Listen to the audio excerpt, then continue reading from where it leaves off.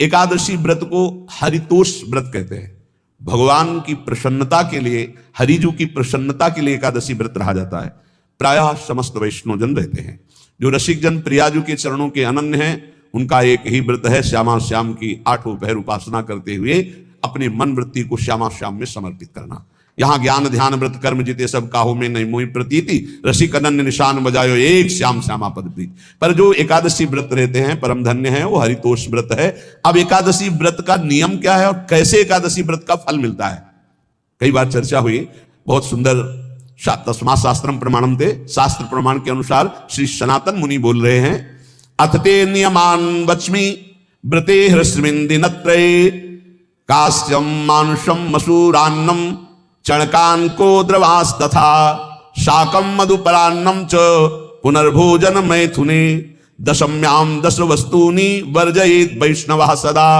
जिसे एकादशी रहनी हो और एकादशी का फल प्राप्त करना हो, उसको ये नियम पालन करना चाहिए। अथते नियमान वच्मि व्रते ह्रस्मिन् दिनत्रये, उसको 3 दिन, एक तो दशमी और एक द्वादशी और फिर बीच में एकादशी, उसको 3 दिन संयम में रहना होता है, तब बीच की एकादशी का उसे फल प्राप्त होता है। जिसे एकादशी व्रत रहना हो उसका नियम है कि दशमी के दिन कांसे के पात्र का त्याग करें। वैष्णव सिद्धांत है कि कभी जिसमें मांस बना उस रसोई का भोजन न ग्रहण करे। मसूर की दाल, चना की दाल, कोदों और कोई भी शाक, शहद, दूसरों का अन्न, दोबारा भोजन और मैथुन, ये दशमी के दिन त्याग दे। एक बार दशमी के दिन भोजन करे 24 घंटे में, क्योंकि एकादशी रहना है। कांसे का पात्र, जिस रसोई में मांस बना उसके भोजन का त्याग, मसूर की दाल, चना, कोदो, शाक, मधु अर्थात शहद और दूसरे के द्वारा दिया हुआ भोजन और दोबारा भोजन और मैथुन क्रिया, इनका दशमी के दिन कभी भी प्रयोग ना करे। इन 10 वस्तुओं से वैष्णव दूर रहे दशमी के दिन। फिर एकादशी के व्रत में, ये पीछे तो हम वर्णन कर ही चुके हैं, कहीं नहीं आया या कुटू का वो कचौड़ी पकौड़ी और सिंघाड़ा का हलवा और ये दुनिया के खीर और सब। ये एकादशी के दिन किसी भी तरह की गेम आदि क्रीड़ा ना खेले। जैसे अब आज व्रत है तो बैठे हैं अपना मोबाइल में गेम खेल रहे हैं, ऐसा कोई भी क्रीड़ा नहीं। द्वित क्रीड़ा, किसी भी तरह का गेम, ये सब खेल नहीं। द्वित क्रीड़ाम च निद्राम च तांबूलम दंत धावनम परापवादम पैशून्यम स्तेयम हिंसाम तथा रतिम कोपम हृणत वाक्यम च एकादश्याम विवर्जयेत। एकादशी के दिन उपासक को चाहिए कि वो किसी भी तरह की क्रीड़ा, मनोरंजन बिल्कुल नहीं। चनिद्राम, नींद नहीं लेनी उसको, न दिन में न रात में, एकादशी व्रत। और प्रायः पुराने महापुरुषों ने ऐसा किया है। रामदास जी डाकोर के रात में जाते थे, रणछोड़ भगवान के यहाँ कीर्तन करते थे जाकर, तभी तो भगवान उनके कीर्तन पर, उनकी भक्ति पर रीछ कर गाड़ी में बैठकर उनके साथ आए थे। पूरी रात जगकर कीर्तन करना, और दिन में तो सोना ही निषेध है। द्वित क्रीड़ाम च निद्राम च तांबूलम, पान खाना निषेध है एकादशी को, बिल्कुल नहीं, जो व्रत रह रहे हैं। और दंत धावनम, वृक्ष से तोड़कर जो दतून की जाती है एकादशी के दिन नहीं। परापवादम, दूसरे की निंदा करना, चर्चा करना नहीं, अर्थात अधिकतर मौन व्रत धारण करे एकादशी के दिन। पैशून्यम, चुगली करना। स्तेयम, कोई चोरी करना। हिंसाम, वाणी से, शरीर से, मन से किसी को दुख पहुंचाना। रतिम, अर्थात भोग करना, मैथुन करना। कोपम, किसी के ऊपर गुस्सा करना। अनत वाक्यम, झूठ बोलना। एकादश्याम विवर्जयेत, एकादशी के दिन ये नहीं करना चाहिए। एकादशी को एक बार कुछ फलाहार शुद्ध, अगर आपके पास कोई व्यवस्था नहीं तो थोड़ा दूध है, जल है, ऐसे आप लेकर, या थोड़ा सा फल ले लिया, थोड़ा सा फल लेकर के प्राण पोषण, एक दिन में मर नहीं जाओगे। कितने तो निर्जला एकादशी रहते हैं, हर एकादशी निर्जला। पूज्य श्री मथुरादास जी निर्जला ही रहते थे हर एकादशी। चलो भैया, आपकी सामर्थ्य नहीं तो जल 2-4 बार ले लो, एक बार थोड़ा सा दूध और फल ले लो, चल जाएगा काम, प्राणों का पोषण हो जाएगा। ये आचरण न करे, एक बार कुछ आहार ले ले, वो भी शुद्ध भगवद अर्पित प्रसाद। फिर द्वादशी को काश्यम मांसम सुराम छौद्रम तैलम वितथ भाषणम व्यायामम च प्रवासम च पुनर्भोजन मैथुने अस्पृश्य स्पर्श मासूरे द्वादश्याम द्वादश त्यजेत। कांस के पात्र में द्वादशी को भी भोजन न पावे, जिस रसोई में मांस बनाओ उसमें आहार न ले, किसी भी तरह का नशा द्वादशी को न करे, शहद न पाए, तेल के बने पदार्थ न पाए, मिथ्या भाषण न करे और बहुत शरीर का व्यायाम न करे, बहुत थकावट वाले कार्य न करे, दोबारा भोजन न करे, एक बार द्वादशी को भी भोजन पवित्र, मैथुन न करे, जिसका स्पर्श नहीं किया जाता ऐसे पदार्थों का स्पर्श न करे, और मसूर की दाल न खाए। द्वादशी को जो इन नियमों का पालन करता है, दशमी द्वादशी ऐसे और एकादशी ऐसे, तब उसे एकादशी व्रत का फल प्राप्त होता है। जो इस पद्धति से ये जो मनमानी है सब नहीं, हर पदार्थ मिल जाएगा आपको फलाहार में, हर पदार्थ हमको बताया गया कि आपको जो चाहो सब पदार्थ फलाहार का। अरे भाई, हरितोष व्रत है तो हरि प्रसन्नता के लिए एक दिन भूखे रहने बहुत आनंद आता है। पहले भगवत कृपा से ऐसी गंगा जल पी करके कुछ दिन, फिर कभी कभी निर्जला एकादशी का भी आनंद। बड़े संन्यास मार्ग में थे तो बड़े संयम से सब शास्त्रीय पद्धतियों का निर्वाह होता था।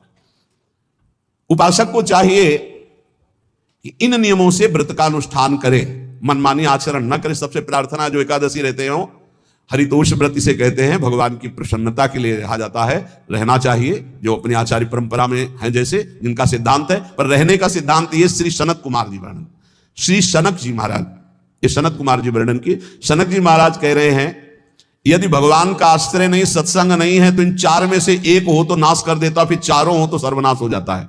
यौवनम धन संपत्ति प्रभुत्व विवेकता एकैपमप्यनर्थाय किमु यत्र चतुष्टयम। यदि सत्संग नहीं है, यदि भगवद आश्रय नहीं है, खूब धन हो, जवान अवस्था हो, और बढ़िया पद मिला हो, प्रभुत्व चलता हो और अज्ञान हो, फिर क्या कहना है? बोले ये चारों जहां मौजूद होते हैं वहां सर्वनाश का खेल शुरू हो जाता है। अगर इनमें से एक हो तो सर्वनाश करने में पर्याप्त है, और अगर चारों हो तो फिर क्या कहना है? यौवनम जवान हो, धन संपत्ति है, खूब रुपया पैसा हो, प्रभुत्व कोई पद हो, कोई अधिकार हो बड़ा, फिर अविवेकता और अज्ञानी हो, तो बोले एक नाश कर देगा, फिर चारों तो नाश ही कर देंगे। अगर सत्संगी है तो ये चारों महान कार्य कर देंगे। क्या यौवनम जवान है, खूब दूसरों की सेवा, मेहनत पूर्वक धन संपत्ति कमाकर माता पिता की सेवा, परिवार की सेवा।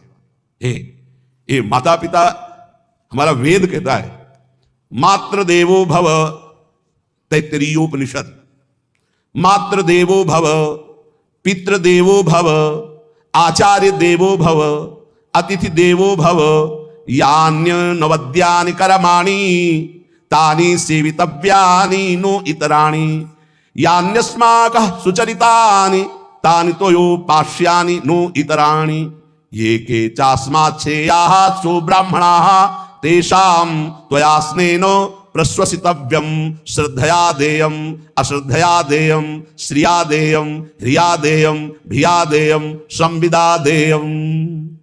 वेद कहता है मात्र देवो भव, माता साक्षात हमारी भगवान है। देव हरि को कहते हैं, केशव देव जैसे कहा, हरि को कहते हैं गोविंद देव।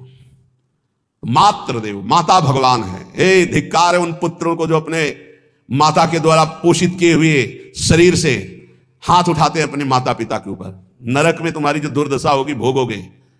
एक हमको दिखाया गया दृश्य कि अपनी माता की कोख में लात मारता है, थप्पड़ मारता है, पिता बैठा है उसको लात मारता है, थप्पड़ मारता है, बाल घसीट कर गेट तक माता को ले जाता है।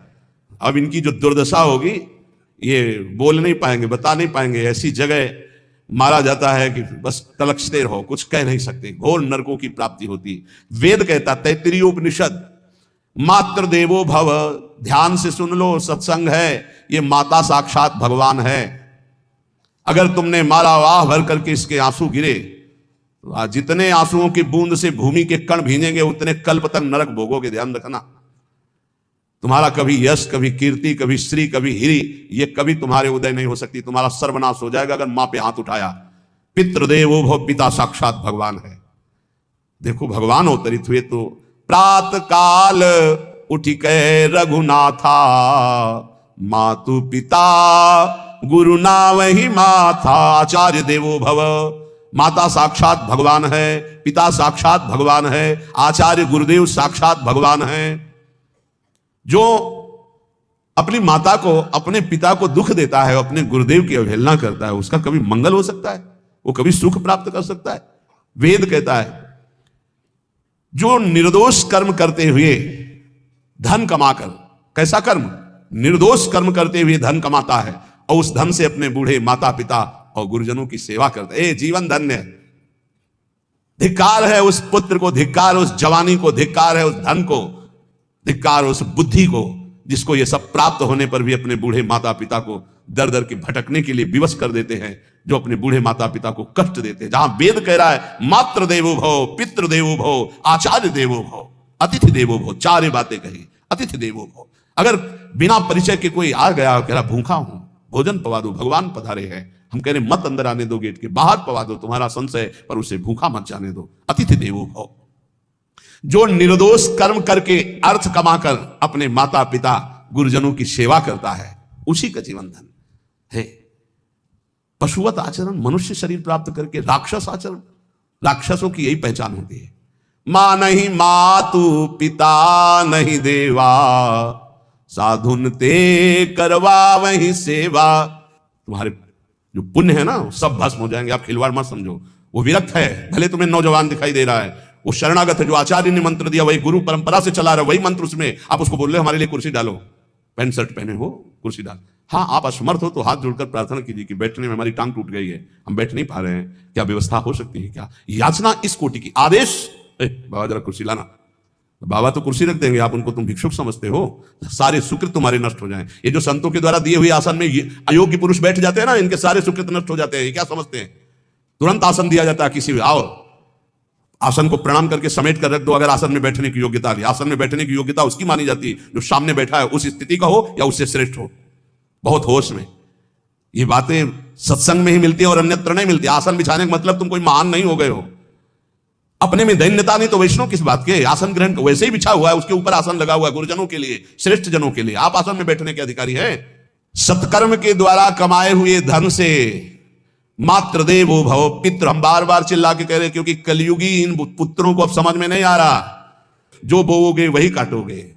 अगर आप अपने पुत्रों को सत अध्यात्म की शिक्षा देंगे और स्वयं अध्यात्म से चलेंगे तो तुम्हारा बुढ़ापा ठीक से जाएगा। नहीं, बुढ़ापा बहुत मुश्किल से कटता है, बहुत मुश्किल से। हाँ, हमें कई दृश्य देखने को मिलते हैं। बता रहे एक बार बिंदौर इधर है, इच्छावर फतेहपुर, वहां से भ्रमण करते यार कि बड़े मकान से वयोवृद्ध भागते हुए आए, स्वामी जी स्वामी जी स्वामी जी, बहुत कष्ट में हो। क्या कष्ट है आपको? आप तो महल से उतर रहे हैं। ये किसका है? बोले मेरा ही है। उनका कष्ट क्या है? बोले 4 लड़का है, 4 बहू है, सब खाते पीते हैं, मैं बहुत कष्ट में हूँ, सब कोई अपमान करता है। तुम निकलो फिर बाहर, बाबा जी बनो, भजन करो, भगवान के मार्ग का अनुसरण करो। चौथी अवस्था है। बोले ये तो नहीं हो सकता, रहूंगा तो यही कुछ ऐसा कर दो कि जिससे हमारे बच्चों की बुद्धि बदल जाए, जो हमको पीटते हैं, गाली देते हैं। हमको वो जादू तो हम जानते नहीं, और चल पड़े। और बड़ा अंदर से चिंतन हुआ कि जीव कितना आसक्त है। उन्हीं पुत्र परिवार घर में, अब बुढ़ापे का समय है, चौथी अवस्था में अगर घर ही में रह के भजन करो तो झंझट नहीं होगी। जो मिले जैसे मिले जीवन यापन करो, भजन करो, लेकिन प्रभु से मतलब नहीं। तो जितने भी जवान भाई बहन सुन रहे हैं, आप अपने माता पिता को, यहां हमारा वेद कहता है मातृ देवो हो, माता भगवान है, पितृ देवो हो, पिता हमारा भगवान है। धर्म के द्वारा कमाए हुए धन से माता पिता की सेवा करो। दूसरे दोष युक्त कर्मों का कभी आचरण मत करो। यन्नस्माकं सुचरितानि तानि तोयो पापाश्यानि नो इतराणि। सुंदर आचरण करो जो महापुरुषों के द्वारा विधान किए गए हैं, पाप आचरण कभी मत करो। हमारे आचरणों में से एक भी ऐसा आचरण नहीं होना चाहिए जो दूसरे को दुखी करके धन संपत्ति लेने वाला हो। वेद कहता है पापाचरण किया और आपको गड्डी पकड़ा दी, आप निर्दोष को दंड दे दिए और दोषी को धन के कारण मुक्त कर दिए। अब आपके परिवार में जो तांडव मचेगा वो झेल नहीं पाओगे, चाहे कोई भी हो। बहुत ध्यान से सुनना, ये सत्संग है, ये शास्त्र है। जो अधर्म पूर्वक दूसरे के द्वारा दिए हुए धन से गलत निर्णय करता है, दोषी को मुक्त करता है और निर्दोष को दंड देता है, उसको दुखिया को न सताइए, दुखिया देगा रोए। जब दुखिया के मुखिया सुने तब तेरी गति क्या होए। मर्सरीज गाड़ी में भुन जाओगे भुट्टे की तरह अंदर, कोई सांस लेने की जगह नहीं मिलेगी। कैसे? आगे से गाड़ी में किसी कारण आग लग गई चलती गाड़ी में, अब आजकल सब रिमोट का सिस्टम होता है, वो तार जल गए जिनसे गेट खोला जाता है, अब गेट लॉक, लोग हैं आसपास कोशिश कर रहे हैं, ना गेट खुल रहा है ना शीशा तोड़ा, बम मचा हुआ है, चीखते हुए अंदर एक एक परिवार का सदस्य भस्म हो रहा है। क्यों? किसी के परिवार को उजाड़ा तुमने, किसी के निर्दोष की तुमने दंड विधान किए हैं, पापाचरण किए, वो भोगना पड़ेगा। इसीलिए बार बार तुम्हें भयावह शब्दों से कहते हैं कोई तुम्हें दंड नहीं देगा, तुम्हारे कर्म हर समय तुम्हारी खोपड़ी में सवार हो, वही तुम्हें दंड देंगे। इसलिए हमारा वेद कहता है यन्यस्माकः सुचरितानि तानि तोयो पापास्यानि नो इतराणि, जिसमें महापुरुष विधान किए हैं कि यह आचरण करो वो सुकृत है, और जिसे मना करते हैं ऐसे पापाचरण मत करो, कभी दूसरे का अहित मत करो। जो कोई भी हमसे श्रेष्ठ गुरुजन है उनका आदर करो, उनको आसन दो, उनको विविध पदार्थों से सुख पहुंचाओ, विश्राम कर लेने के बाद वार्ता करो। श्रद्धा पूर्वक माता पिता गुरुजन अतिथि इनकी सेवा करना परम धर्म है। अश्रद्धा पूर्वक इनको कभी मत बर्ताव करो, बोलना, भोजन ले, बूढ़े जनों को ऐसे देखा है, ऐसे बड़ा कर लो, तुम्हारी भी बुढ़ापा आएगी, पता नहीं आ पाएगी कि नहीं आ पाएगी, अगर आएगी तो बहुत बढ़िया आएगी, तुम्हें ऐसे सताएगी कि आप देख लेना। बहुत हमारा हृदय इस बात से पीड़ित हो जाता है कि मां के प्रति ऐसा बर्ताव, जिस मां ने इतना पिता की क्षमता से हजारों गुना बढ़कर माता का प्यार होता है, ऐसे माता को, ऐसे पिता को हमें तो लगता है रोज चरण धो के पीना चाहिए। भगवान साक्षात इनमें विराजमान है। भगवान सच्ची कहता हूं, जो अपने माता पिता को त्रास देते हैं भगवान भी रक्षा नहीं करेंगे, कोई दान पुण्य तुम्हारा काम नहीं आएगा, क्योंकि ऐसे महामहिम पूज्य माता पिता के प्रति आप ऐसा देखो, प्रार्थना करते, चाहे गाली बकने वाले, गुस्सा करने वाले माता पिता हों, यदि वो चल नहीं पाते, वयोवृद्ध है, तो भगवान की तरह पूजा करो, उनके व्यवहार को मत देखो, तुम्हारा काम बन जाएगा, उनका आशीर्वाद आपको मिल जाएगा। आर्थिक स्थिति के अनुसार अतिथि की सेवा करो, गुरुजनों की सेवा करो, भय से भी युक्त होकर सेवा करो। अधिकार है माता पिता का, गुरुजनों का, यदि आप सेवा नहीं करोगे तो अपराध लगेगा। इतना बड़ा शरीर पैदा किया है, लेबरी करो, रिक्शा चलाओ, उससे जो मिले अपने माता पिता की सेवा करो। तो यहां कह रहे कि ये चार अगर आपके पास हैं, इनका सदुपयोग नहीं हो, यौवनम धन संपत्ति प्रभुत्वम अविवेकता एकैपमप्यनर्थायम किमु यत्र चतुष्टयम। यदि धन है, जवानी है, आपका प्रभुत्व चलता है, बड़े पद में हो और अज्ञानी हो, एक तो सर्वनाश कर देता है, फिर चारों हो तो सर्वनाश पक्का। और यदि कहीं भगवान का आश्रय मिल जाए, संत जनों, तो ये परम मंगलदायक है, अविवेक विवेक में बदल जाता है। जो धन है इसकी तीन गतियां बताई गई हैं, दान भोग विनाशश्च रायः शूरगतस् त्रिधा। तीन गति होती है, एक दान और एक स्वयं भोग करना, और अगर नहीं किया तो सर्वनाश, वो नाश को ही प्राप्त हो जाएगा। गांव के कंजूस जनों के धन दीवालों में निकलते हैं, मटकी में बंद बंद करके दीवाल में पैक कर दिया और मर गए। अब दीवाल में नहीं, अब लॉकर में है, बैंक में है। कितने हैं? बोले इतने करोड़। कभी ना तो धर्म किया ना दान किया, कंजूस रात दिन उन्हीं रुपए का चिंतन किया, मर गए, एक रुपए का भी कभी सतमार्ग में प्रयोग नहीं किया। कह रहे दान भोग विनाशश्च, तीन गतियां हैं, दान या स्वयं भोग कर लो और या विनाश हो जाएगा। तो सो धन धन्य प्रथम गति जाकी, वो धन धन्य है जिसकी प्रथम गति क्या? दूसरों को सुख पहुंचाने में लगा। अस्पताल में दे दिया, गरीब लोगों की औषधियों की, या भूखी गौओं के उदर पोषण में, या संत महात्माओं के निवास या वस्त्र या भोजन, ये सब उत्तम गतियां हैं। अगर ये नहीं किया तो चलो घर में ठाकुर जी विराजमान करो, स्वयं बढ़िया भोग लगाओ, पाओ, परिवार को सुखी रखो, इतना ही कर लो। वैसे सो धन धन्य प्रथम गति जाकी, प्रथम तो है दान, फिर दूसरा स्वयं चलो उपयोग कर लो धर्म पूर्वक अपने परिवार का। लेकिन अगर ऐसा नहीं किया तो तीसरी गति है नाश, वो तुम्हारे किसी काम में धन आने वाला नहीं है। जो ना दान करता है ना भोगता है, उसका नाश हो जाता है। अरे भाई, वृक्ष से ही शिक्षा लो, दूसरों के लिए ही होता है, तो तुम मनुष्य बनकर क्या दूसरों का परोपकार नहीं कर सकते? यदि तुम जवान हो, तुम्हारे पास धन है, प्रभुत्व है, विवेक है, तो तुम पूरे राष्ट्र की सेवा की भावना जागृत करो। समाज में ही भगवान विराजमान है। ये मानवा हरि कथा श्रवणास्तदोषा कृष्णांगी पद्म भजने रत चेतनाश्च ते वै पुनन्ति च जगन्ति शरीर संगात संभाषणादपि ततो हरिरेव पूज्यः। एक तो ये बताया, दूसरा बताया कि ये महाधन्याति धन्य होते हैं। एक तो होते जवान है, रुपया पैसा खूब कमा रहे हैं, बड़ा प्रभुत्व है, अविवेक है तो नाश कर देगा, और विवेक है तो इन्हीं का सदुपयोग हो जाएगा। एक है जो सबसे हटकर है, ये मानवा हरिकथा श्रवणास्त अधोषाः, जो रात दिन नाम जप करते हैं, भगवान की चर्चा करते हैं और सुनते हैं, और अधोषाः वो सारे दोषों को अपने मिटा चुके हैं। कृष्णांगी पद्म भजने रत चेतनाश्च, निरंतर अपने चित्त को प्रभु के भजन में डुबोए हुए हैं, प्रभु के चरणों के ध्यान में अनुरक्त किए हुए, उनका क्या प्रभाव होता है? बोले तैवई पुनन्ति च जगतंति शरीर संगात। ऐसे महात्माओं का यदि शरीर है प्रकट में, तो उस शरीर से स्पर्श करके वायु जिस जिस को छूती है वो पाप रहित हो रहा है।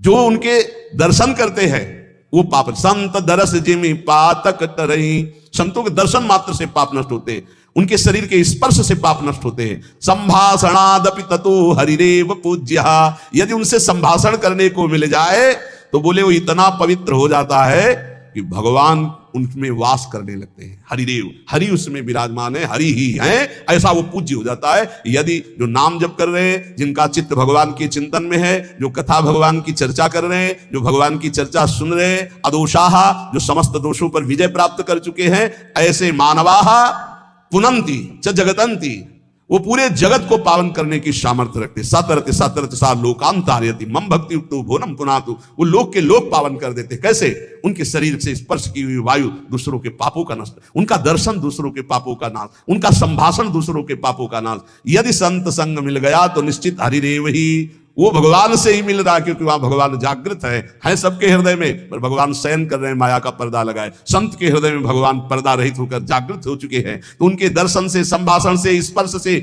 निश्चित परम कल्याण इस जगत का होता है। कौन भगवान? भगवान किसे कहते हैं? तो बोले सनंदन मुनि बोल रहे हैं। सनातन जी की सुना एकादशी व्रत पर बोले, और अभी तक सनक जी बोल रहे। अब सनंदन जी कह रहे ऐश्वर्य समग्रस्य धर्मस्य यशसः श्रियः ज्ञान वैराग्योश्चैव शरणाम भग इतीर्णा।